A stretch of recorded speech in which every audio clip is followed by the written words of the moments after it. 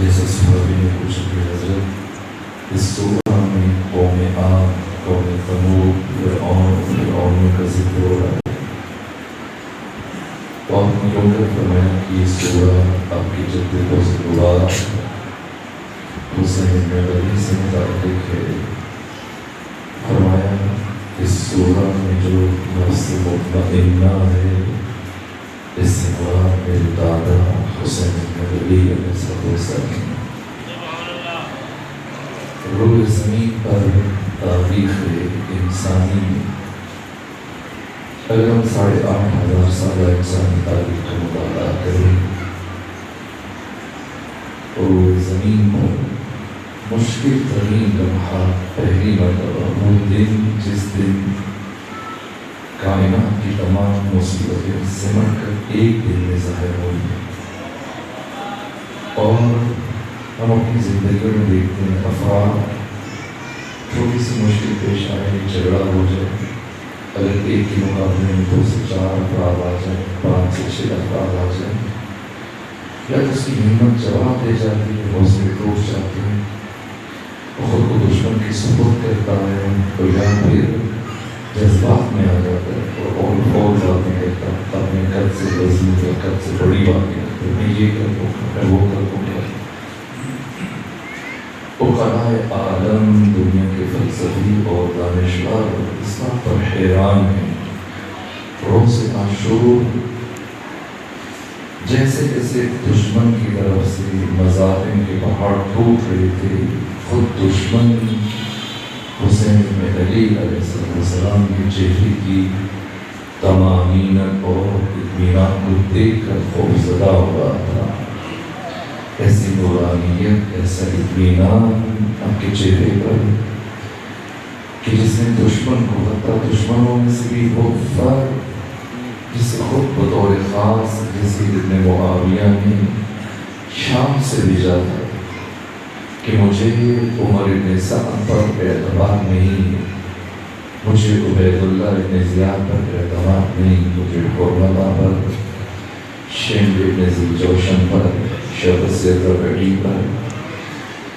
قیس بن اشعث بن قیس پر، محمد بن اشعث پر، ان افراد پر اعتماد نہیں، ممکن ہے کہ یہ میرے ساتھ خیانت کر جائیں۔ تم کربلا میں جاؤ اور جا کر میرے سپاہیوں کی، میرے جرنیلوں کی، میرے سپہ سالاروں کی، علم برداروں کی ایک ایک حرکت و سکون کو لکھنا، محفوظ کرنا، اور دوسری طرف بطور خاص میرے دشمن حسین بن علی کی سیرت و کردار کو دیکھنا کہ حسین کا رویہ میری فوج کے ساتھ کیا تھا، کیا گفتگو کی، کس رنگ نے کیا کام انجام دیا۔ ایک یزید بن معاویہ کی فوج کا رپورٹر 2 محرم کو کربلا پہنچا، ادھر 2 محرم کو آقا تشریف لائے اور ساتھ ہی کچھ فاصلہ زمانے کے ساتھ کی فرق بھی پہنچ گئے، اور پھر برابر 8 دن تک مسلسل 10 محرم تک امام حسین کی ایک ایک حرکت و سکون کا جائزہ لیتا رہا کہ حضرت بات کیسے کرتے ہیں، گفتگو کیسے کرتے ہیں، عبادت کا انداز کیا ہے، اپنوں کے ساتھ کیا رویہ ہے، دشمن کے ساتھ کیا بات کرتے ہیں، ایک ایک عمل، ایک ایک حرکت، ایک ایک سکون پر گہری نگاہ ہے اور ضبط کر رہے، تحریر کر رہے، محفوظ کر رہا ہے۔ لیکن ایک بات کی طرف خود بھی متوجہ نہ ہو سکا کہ یہ لاشعوری طور پر حسین بن علی سے قریب تر ہوتا چلا گیا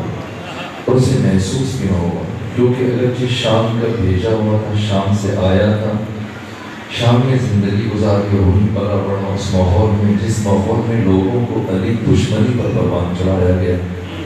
ایک بچہ جو پیدا ہوا اس نے علی کے خلاف گفتگو سنی، علی کے اوپر لڑا، محتاطوں کا دشمن تراسی جمعوں کے خطبوں میں مفتیوں کی زبان سے، علماء اور مولویوں کی زبان سے، محدثین کی زبان سے، جو بھی ہے ہر زبان سے شام میں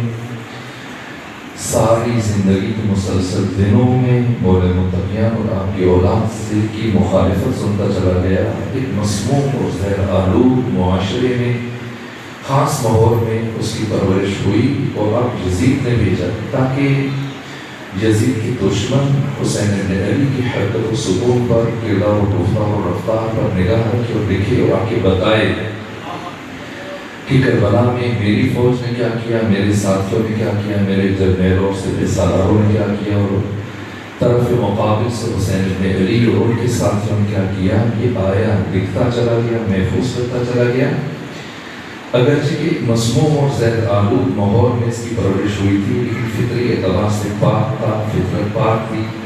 ایک خاص ماحول میں رہنے کی وجہ سے اس پاک فطرت کے اوپر گرد جم گئی تھی، لیکن جیسے نور حقیقت کو قریب سے دیکھا تو یہ گرد چھٹتی چلی گئی اور لاشعوری طور پر غیر محسوس انداز میں یہ آقا حسین بن علی کے قریب تر ہوتا چلا گیا۔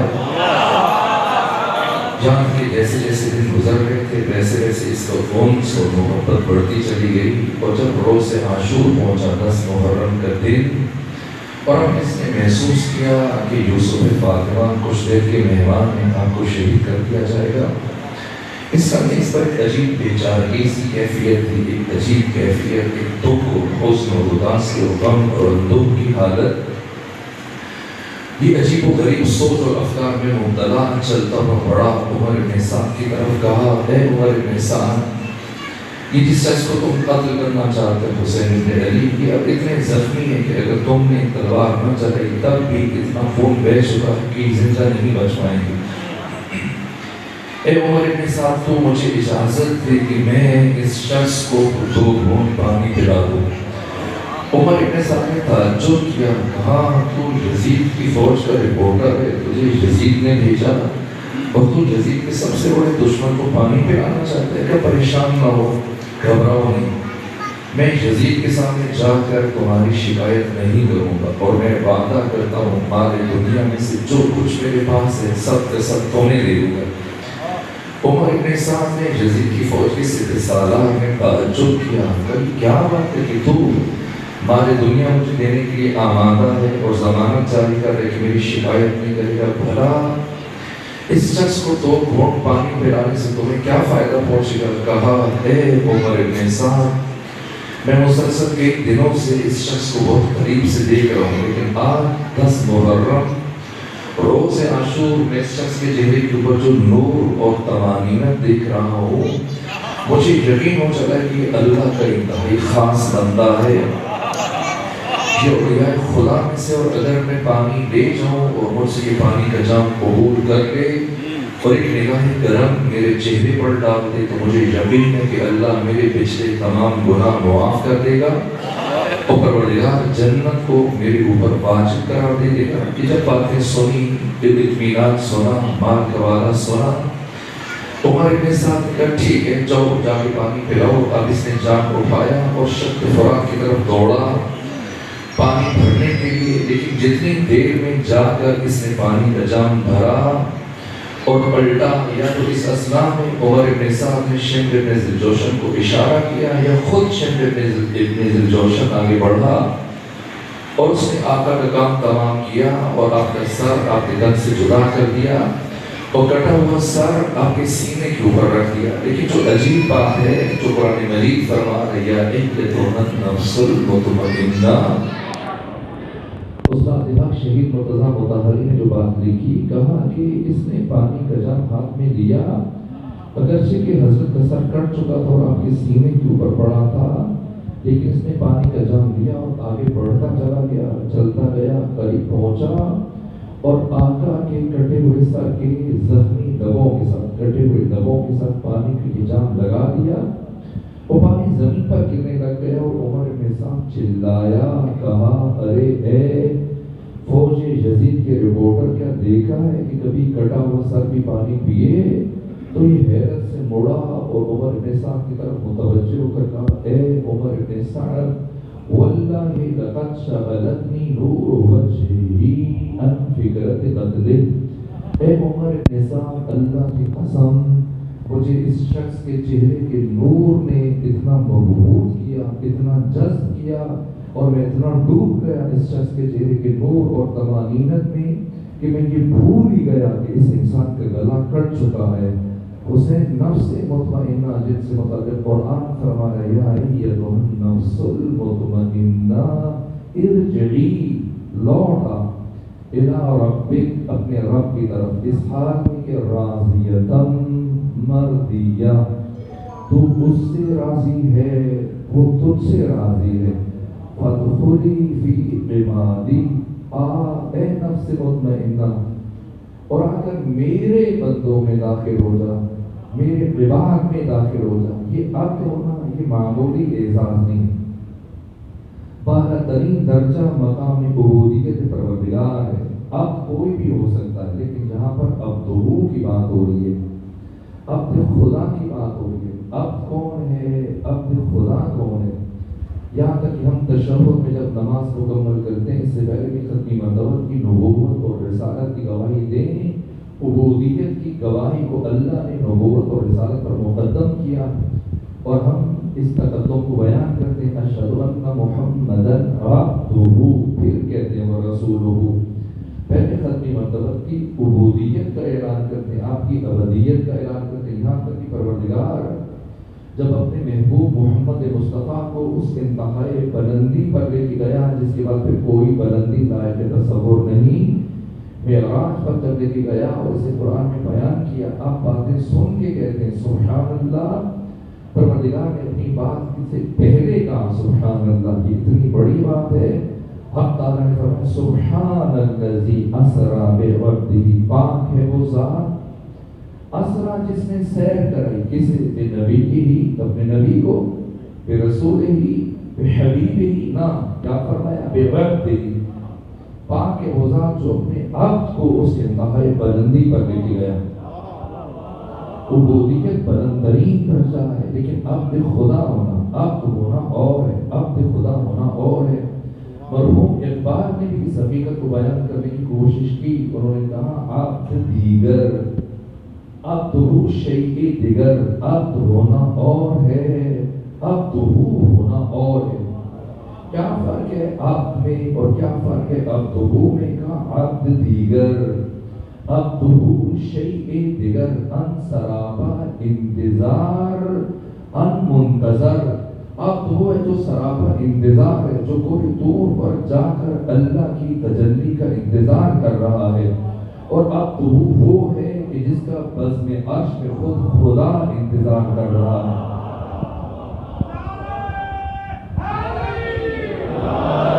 عبد دیگر، عبدہ شیء دیگر، ان سراپا انتظار، ان منتظر، عبدہ بلند ترین درجہ۔ خدا نفس مطمئنہ سے فرما رہے یا ایتھا النفس المطمئنہ ارجعی، لوٹا الی ربک، اپنے رب کے پاس، اس حال میں کہ تو اس سے راضی ہے، وہ تجھ سے راضی ہے، فادخلی فی عبادی، آکے میرے بندوں میں، میرے محمد مصطفیٰ میں، علی ابن ابی طالب میں، فاطمہ حسن کے چاروں موجود ہیں کہ عبادت خدا سب منتظر ہیں، میں بھی انتظار کر رہا ہوں، یہ بھی انتظار کر رہے ہیں، فادخلی فی عبادی، آئیے اور آ کر میرے بندوں میں شامل ہو جائیے، وادخلی جنتی، آئیے میری جنت میں۔ یہ کون سی جنت ہے جس کی طرف میں نے شاید کل اشارہ کیا تھا، جب سعید بن عبداللہ حنفی نے 70 سے زیادہ تیر کھانے کے بعد آقا حسین سے پوچھا اوفیت یا ابا عبداللہ، اے حسین ابن علی کیا میں نے آپ کے ساتھ وفا کی؟ یہ سعید بن عبداللہ حنفی نے کہا تھا، اور جواب میں آقا حسین نے کیا فرمایا؟ ایک روایت کے مطابق جسے علامہ مجلسی نے بہار میں بیان کیا کہ اہل جنت 70,000 سالوں میں ایک مرتبہ آقا حسین کی زیارت سے شرفیاب ہوا کریں گے۔ 70,000 سال گزرنے کے بعد ایک مرتبہ، ہر 70,000 سالوں میں ایک مرتبہ، یہ عام جنتیوں کا مقام ہے۔ اور جب اتنے تیر کھانے کے بعد سعید گرے اور پوچھا اوفیت یا ابا عبداللہ، اے حسین ابن علی کیا میں نے آپ کے ساتھ وفا کی؟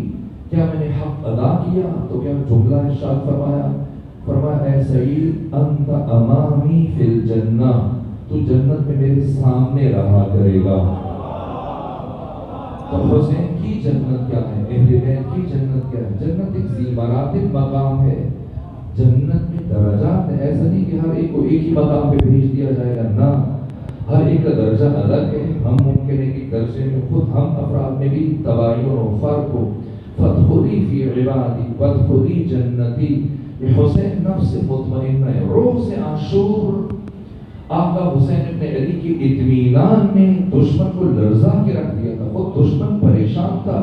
حیرت میں ڈوبے ہوئے, یہاں تک کہ جب وقت آخر آپ کی شہادت سے کچھ دیر پہلے جب تمام کربلا کے ساتھی ایک ایک کر کے شہید ہو گئے, ان لمحات میں کوفہ سے دارالامارہ سے عبید اللہ ابن زیاد کا خط آتا ہے عمر ابن سعد کے پاس, اور عمر ابن سعد اس خط کو پڑھ کے سناتا ہے امام حسین کے سامنے, اور کہا امام حسین کے سامنے جب یہ خط پڑھ کے سنایا, کہا اے حسین ابھی ابھی مجھے عبید اللہ ابن زیاد کا کوفہ سے خط آیا ہے, اور عبید اللہ آپ کو یہ اختیار دے رہا ہے بین السلت والذلت کہ حسین سے کو اگر ابھی بھی وہ بیعت کر لیں تو انہیں معاف کیا جا سکتا ہے. جیسے یہ جملے سنے کہ عبید اللہ کہہ رہے کہ اگر حسین اب بھی بیعت کر لیں تو انہیں معاف کیا جا سکتا ہے, اگر بیعت نہ کریں تو پھر ان کا سر قطع کر کے میرے پاس بھیجو. 3 دن کے پیاس سے حسین ابن علی نے سید ابن طاؤس فرماتے ہیں حسین اتنے پیاسے تھے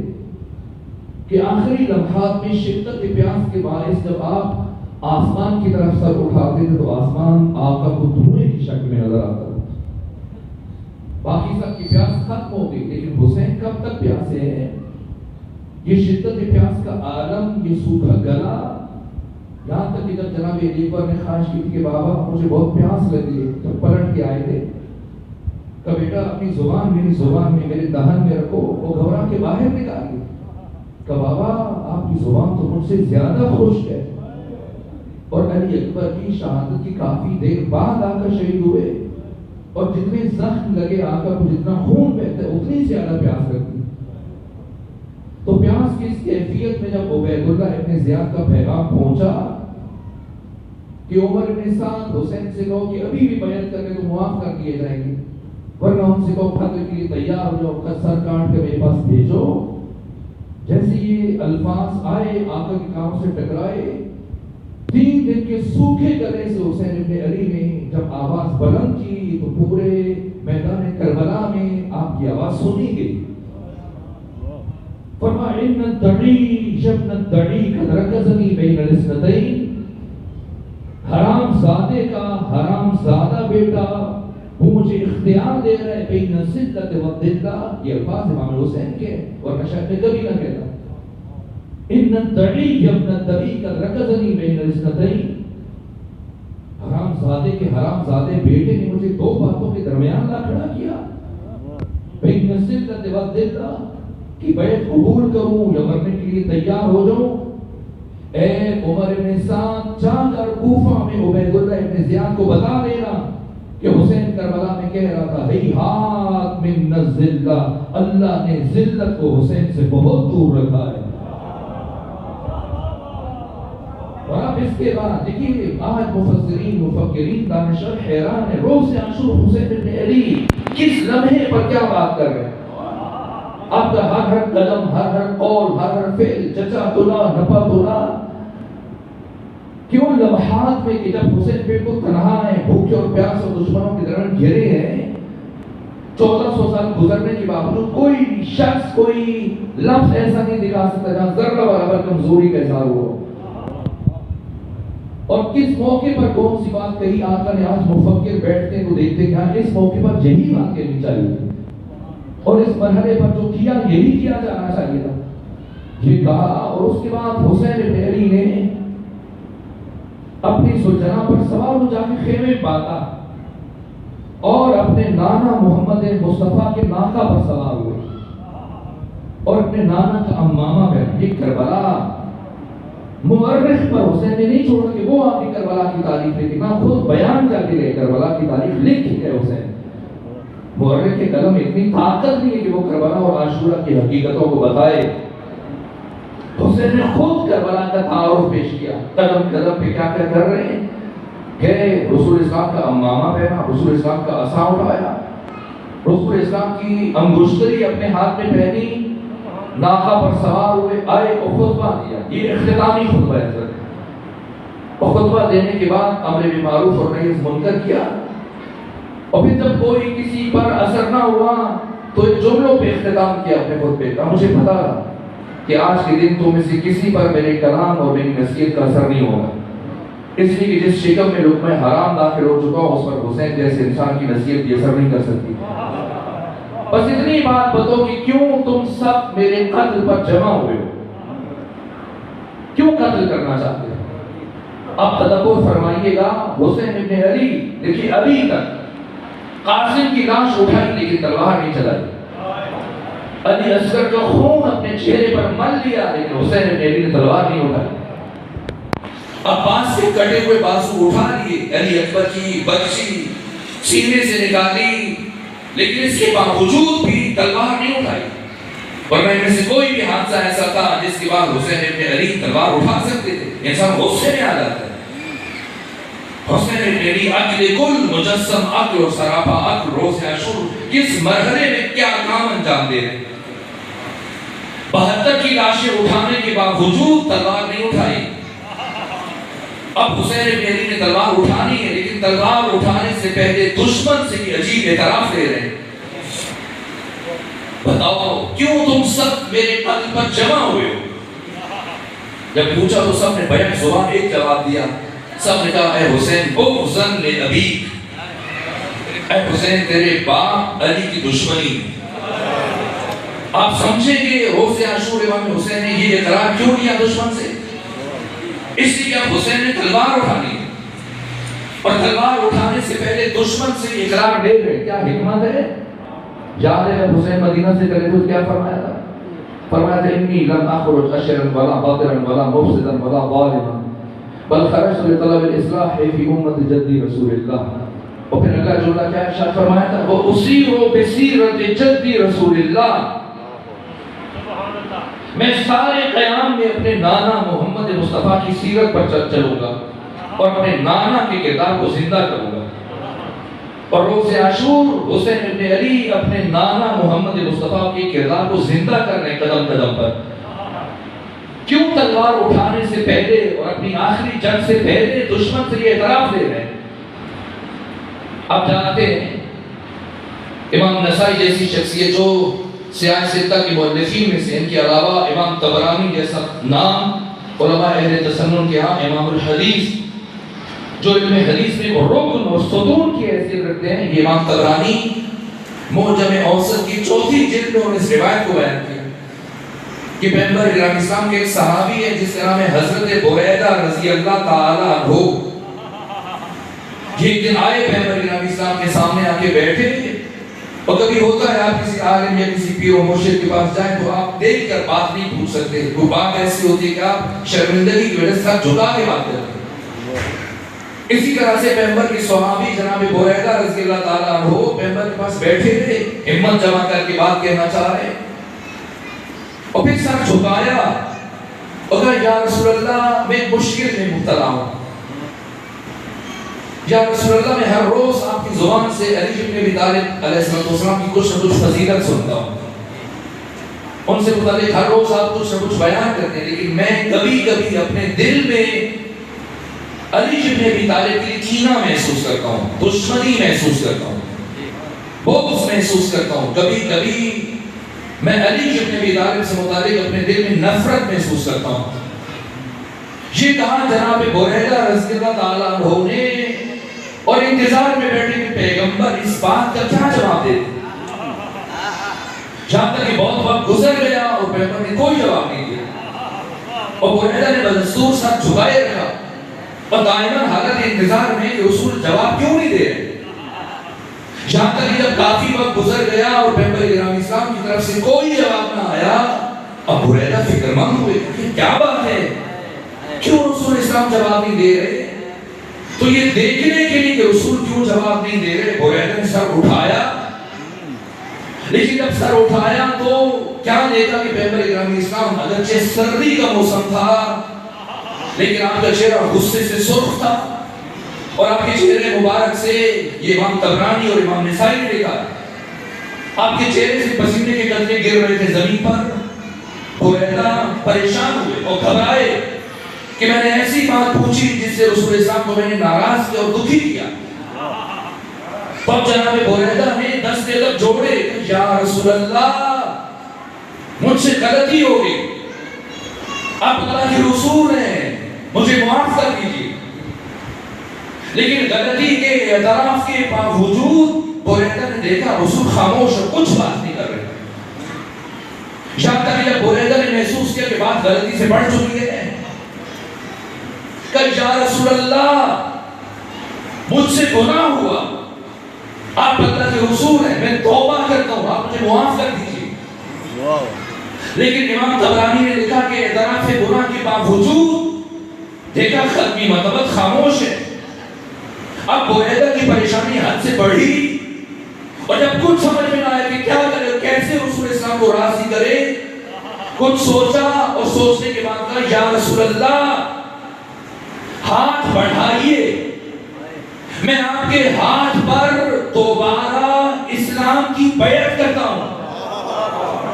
اور کہا عجیب یہ ہوا کہ جب بریدہ نے یہ بات کہی تو پیغمبر اکرام اسلام نے اپنا ہاتھ آگے بڑھا دیا. یعنی پیغمبر کی نگاہ میں علی ابن ابی طالب کا دشمن کافر ہے.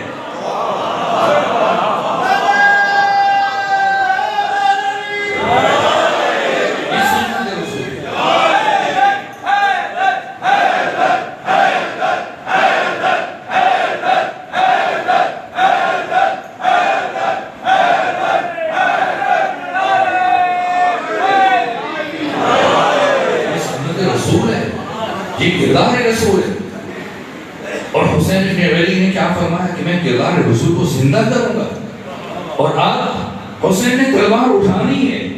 حسین بن علی نے مورخ کے سپرد نہیں کیا کہ وہ آئے اور وہ کربلا کی تاریخ لکھے.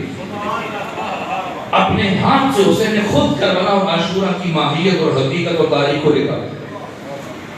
کیوں تلوار اٹھانے سے پہلے دشمن سے یہ اقرار دیا کہ بتاؤ کیوں تم سب میرے قتل پر جمع ہوئے ہو؟ جب سب نے کہا بیعت زبان بغض ابی، اے حسین تیرے باپ علی کی دشمنی میں، تو کیوں پوچھا حسین نے؟ اس لیے تاکہ دشمن کی زبان سے ان کی کفر کے اوپر مہر تصدیق ثابت کروا دے.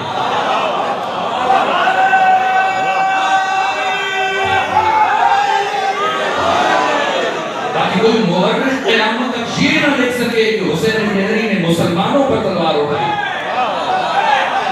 حسین نے پہلے اپنے دشمن کے کفر کا اعلان کیا اور اب تلوار اٹھائی. اور اب جو حسین نے تلوار اٹھائی، کیا عجیب عالم ہے. جس طرف بڑھتے ہیں فضا میں سر اڑ رہے ہیں. جہاں تک جب حملہ کرتے ہوئے آگے جاتے ہیں 12 کلومیٹر دور تک دشمن کے لشکر کو دھکیلتے ہوئے چلے جاتے ہیں. اور دشمن ریوڑ کی طرف سے بھاگتا ہے اور پھر اس طرف سے چھٹ جاتا ہے. حسین واپس آتے ہیں، پلٹتے ہیں. اس مقام پر وہ ڈھیلا جسے خیام کے نزدیک اپنے لیے وقف کر رکھا تھا تاکہ مخدرات عصمت و طہارت کو اپنی موجودگی کا یقین دلا سکیں، اور پہنچ کے کہتے تھے لا حول ولا قوت الا باللہ، تاکہ وہ بھاگا ہوا دشمن خیام کی طرف رخ نہ کرے. وہ دوبارہ حملہ کرتے ہیں. یہاں تک کہ پاکستان کے قومی ترانے کے لکھنے والے ابوالحسن حفیظ الندری جنہوں نے شاہنامہ اسلام لکھا، وہ بھی روز عاشور امام حسین کی شجاعت کی اس کیفیت کو فراموش اور نظر انداز نہ کر سکے. یہ اشعار زبان زد خاص و عام ہے لیکن اتنے عمدہ اور خوبصورت ہیں کہ میرا جی چاہ رہا ہے کہ میں اشارتاً آگے ذکر کر کے آگے بڑھ جاؤں. کیا کہا کہ لباس سے پھٹا ہوا جائیتھا النفس المطمئنہ، لباس سے پھٹا ہوا، غبار میں اٹا ہوا، تمام جسم نازنی چھٹا ہوا، کٹا ہوا. یہ کون سی وقار ہے، بلا کشا سوار ہے کہ ہے ہزار قاتلوں کے سامنے ڈٹا ہوا. یہ دل جٹی حسین ہے، نبی کا نور عین ہے. یہ کون حق پرست ہے، مئے رضا میں مست ہے کہ جس کے سامنے کوئی بلند ہے نہ پست ہے. ادھر ہزار گھات ہے مگر عجیب بات ہے کہ ایک سے ہزار کا بھی حوصلہ شکست ہے. جبل جبی حسین ہے، نبی کا نور عین ہے. ادھر سپاہ شام ہے، ہزار انتظام ہے. ادھر ہے دشمنان دین، ادھر فقط امام ہے. مگر عجیب شان ہے، غضب کی آن بان ہے کہ جس طرف اٹھی ہے دیکھ بس خدا کا نام ہے. جبل جبی حسین ہے، نبی کے نور عین ہے. کہ جس کی ایک ضرب سے کمال فن حرب سے گلی شکی گرے ہوئے تڑپ رہے قلب سے اٹھی صدائے علامہ زبان شرق و غرب سے کہ بالجبین حسین ہے نبی کا روح ہے یا ایت النفس المطمئنہ یہ حسین کی شجاعت ہے وہ آقا کی جرأت کے اظہار وہ باقی سی بات اب میں رکوں گا اور آج کی حد تک گفتگو کو روکنا ہے اس کی میں ایک دوسری قسم کا معنی چھوڑ دیا تو باقی تین قسمیں پھر کبھی عرض کروں گا میں نے کل والفجر سے متعلق کچھ عرض کیا اور آج فجر کے بعد جو دوسری قسم پروردگار وَلَيَالٍ عَشْرٍ 10 راتوں کی قسم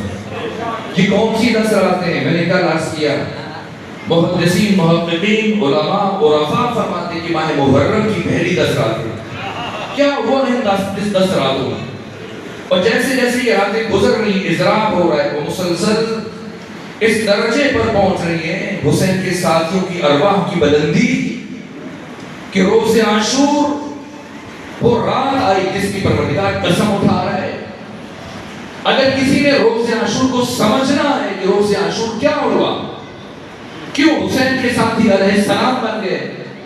اور کیوں ختمی مطلب کے اصحاب کو دنیا رضی اللہ کے نام سے یاد کرتی ہے تو اسے اس رات کی گہرائی میں تدبر کرنا ہوگا کیا ہوا شب عاشور اور اگر کسی نے شب عاشور کو سمجھنا ہے تو پہلے شب ہجرت کو سمجھے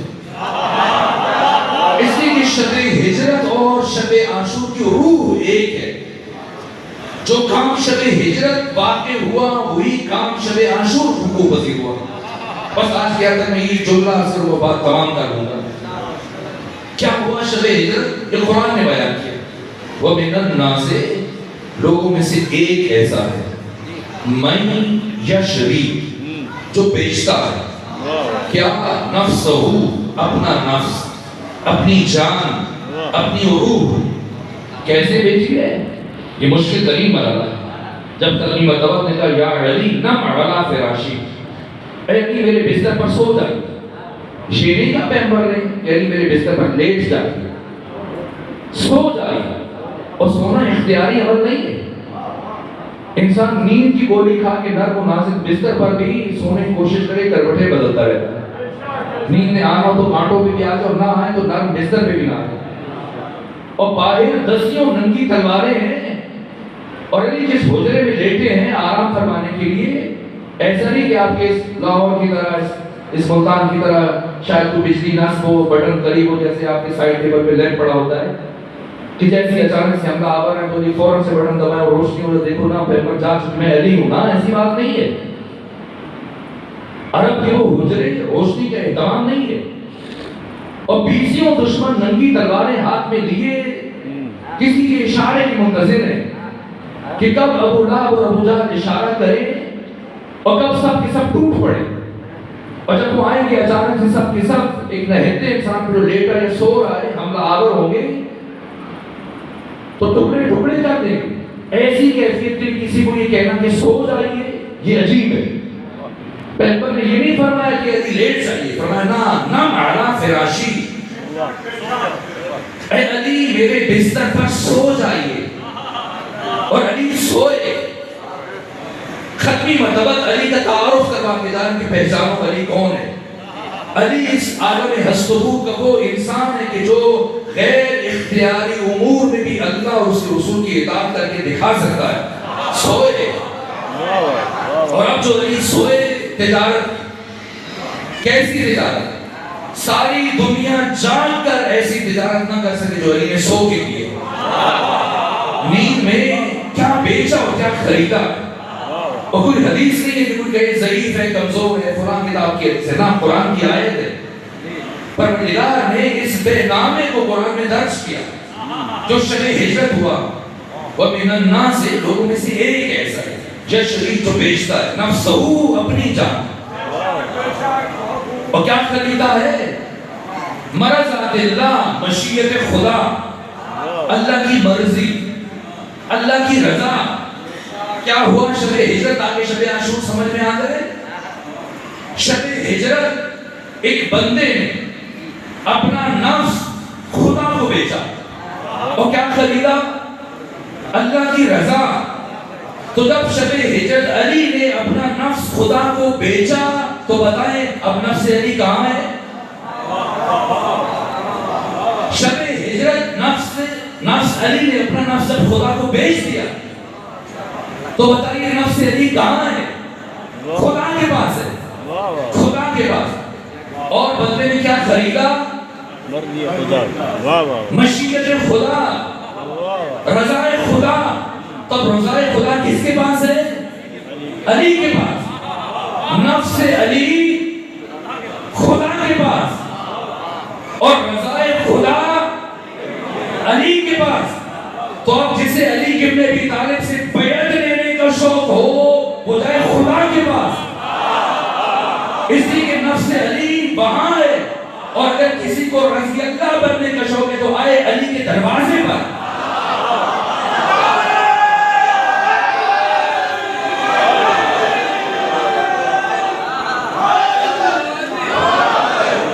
جس نے علی سے بیعت لینی ہے جائے خدا کے پاس، نفس علی وہاں ہے،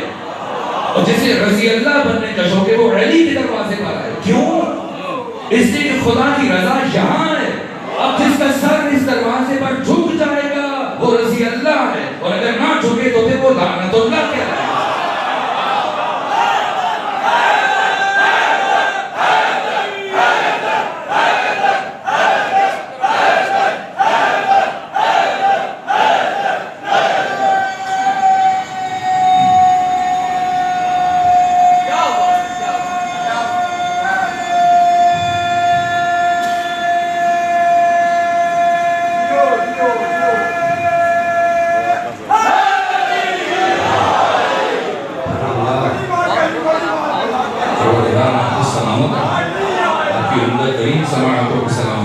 شب ہجرت ہے،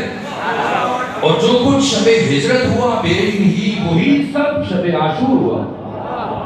شب ہجرت ایک انسان نے اپنی جان خدا کو بیچی ہے، شب عاشور 72 نے اپنی جانیں خدا کو بیچی۔ اب یہ علیہ السلام ہے، اب ان پر خدا سلام بھیجتا ہے۔ ورنہ جب یہ آئے امام حسین نے کیا فرمایا؟ جاؤ میں بھی راضی، میرا خدا بھی راضی، میرا نانا محمد مصطفیٰ بھی راضی ہے، میری ماں فاطمہ زہرا راضی ہے، جاؤ چلے جاؤ، رضی اللہ تو بن چکی ہے تو کیوں نہیں جا رہے؟ بیٹھے ہیں۔ ممکن ہے مورخ یہ لکھ دے، اس لیے نہیں اٹھ رہے کہ سب کے سب حسین ابن علی کو وارث جنت سمجھتے ہیں، اور مالک جنت سمجھتے ہیں، سردار جنت سمجھتے ہیں کہ اگر اب اٹھ گئے تو جنت ہاتھ سے نکل جائے گی۔ اب حسین ابن علی نے دوسری سند جاری فرمائی، جاؤ چلے جاؤ، میں تمہیں جنت کی ضمانت دیتا ہوں۔ کوئی مولوی یا مفتی جنت کی ضمانت دے رہے؟ نہ، سردار جنت جنت کی ضمانت دے رہا ہے، تو جنت مل چکی ہے تو کیوں بیٹھے ہیں؟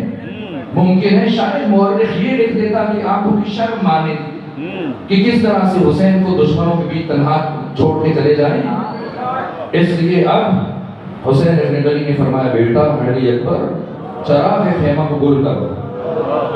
ایک چراغ بجھا، 72 چراغ جل اٹھے۔ بس سب سے پہلے رسول اسلام کے بوڑھے صحابی بلند ہوئے، جناب حبیب ابن مظاہر کا فرزند رسول اللہ کہتے ہیں چلے جائیں۔ کیسے چلے جائیں؟ اگر آج آپ کو تنہا چھوڑ کے چلے جائیں تو قیامت کے دن آپ کی ماں فاطمہ زہرا کو کیا ہو دکھائیں گے؟ آپ کے نانا کا کیسے سامنا کریں گے؟ اور اس کے بعد پھر زہیر ابن قین کھڑے ہوئے، کا فرزند رسول کی دنیا فانی ہے اور ہم نے بھی مر جانا ہے،